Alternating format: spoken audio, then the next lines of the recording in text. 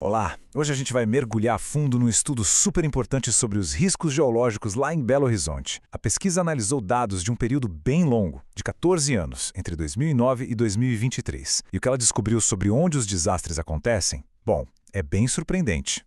Antes de mais nada, é fundamental dar o devido crédito, né? Este conteúdo é baseado na monografia de Josiane Cristina dos Santos Ferreira Aguilar, com orientação do professor Dr. Christian Ricardo Ribeiro.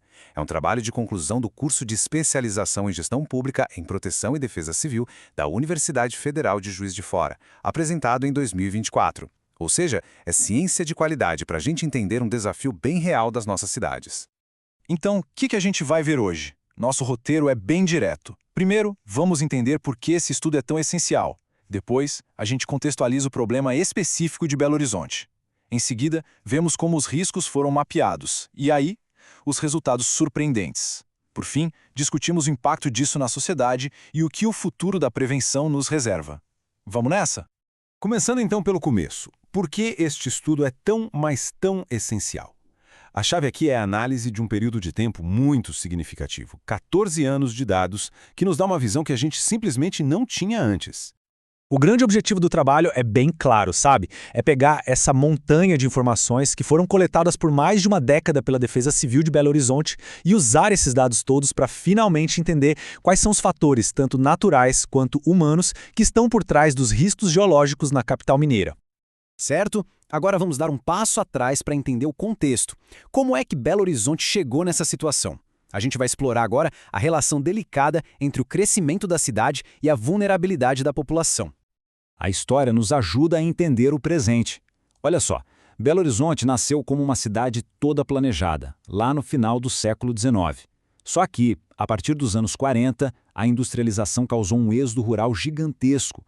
E esse crescimento muito rápido e sem planejamento acabou empurrando muita gente para as periferias, ocupando encostas e terrenos instáveis, quase sempre sem a infraestrutura adequada. Mas, afinal de contas, o que é um risco geológico? É super importante a gente ter esse conceito na ponta da língua. De forma simples, é a chance, a probabilidade, de um evento adverso, que pode ser natural ou causado pela gente, provocar danos sérios, sejam sociais, econômicos ou ambientais, numa comunidade que já vive numa situação de vulnerabilidade. O estudo foca em dois tipos principais de ocorrências. De um lado, o que a gente chama de movimento de massa.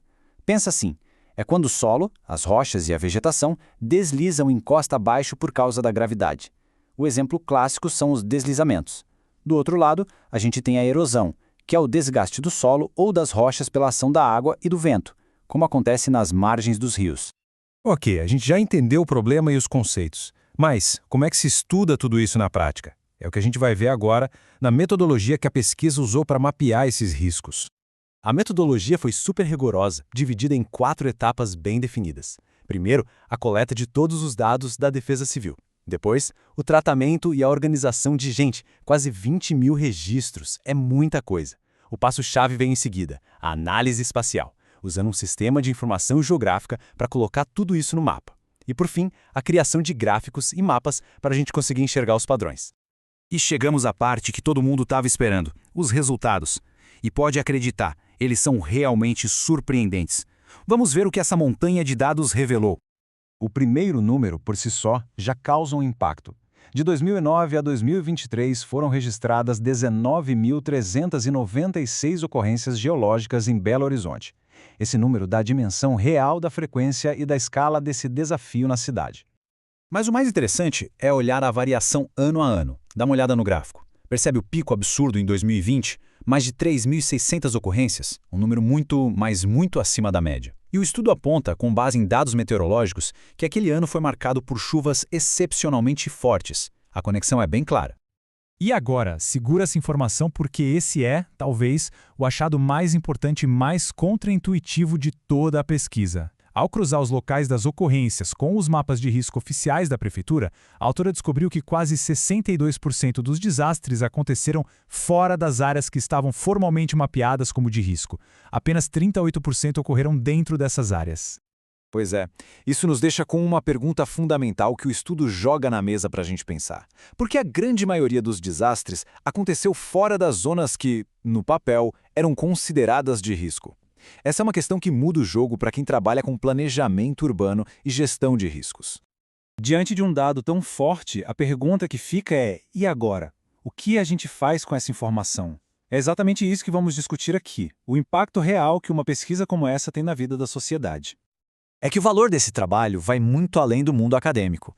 Na prática, ele se torna uma ferramenta poderosa para a gestão pública.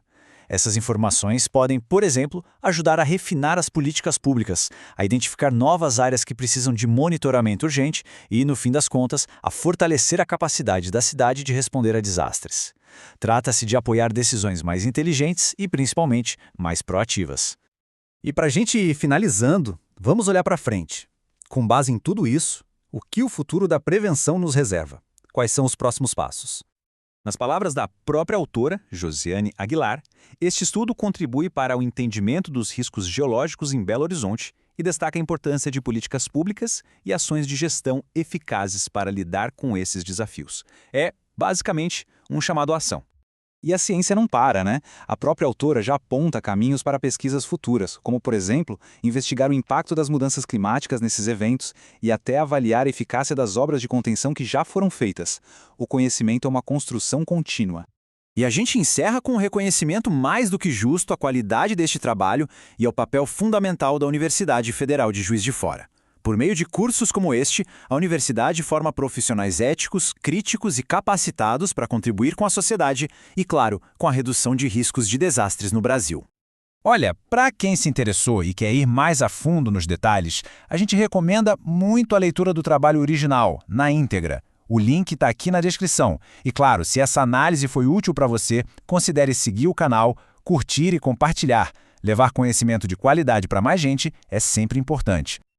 E só um aviso importante, ok? Esse material que a gente apresentou aqui é uma síntese do trabalho acadêmico, e ela foi gerada com o apoio de inteligência artificial. E por ser uma síntese, o conteúdo pode sim conter algumas simplificações ou até mesmo imprecisões em relação à monografia original. Por isso a recomendação de ler a fonte. Muito obrigado pela companhia e até a próxima!